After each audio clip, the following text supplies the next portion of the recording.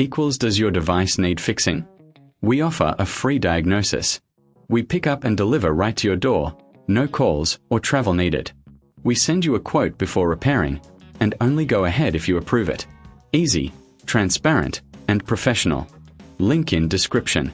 Today, we are diving into the Dell XPS P117G. First, gather your tools, a screwdriver set, a soft cloth, and some isopropyl alcohol for cleaning. Start by removing the screws on the back panel. Keep them in a safe place. Once the panel is off, inspect the internal components.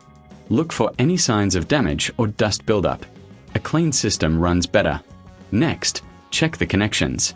Ensure everything is seated properly. If you notice any loose cables, reconnect them firmly. This can often resolve issues without further repairs. If you're unsure about the diagnosis, remember, we offer a professional diagnosis without obligation. After your inspection, if repairs are needed, we provide a quote before repair. For your convenience, we also offer pickup and delivery at your home. No calls, no travel, just a simple process to get your device back in shape.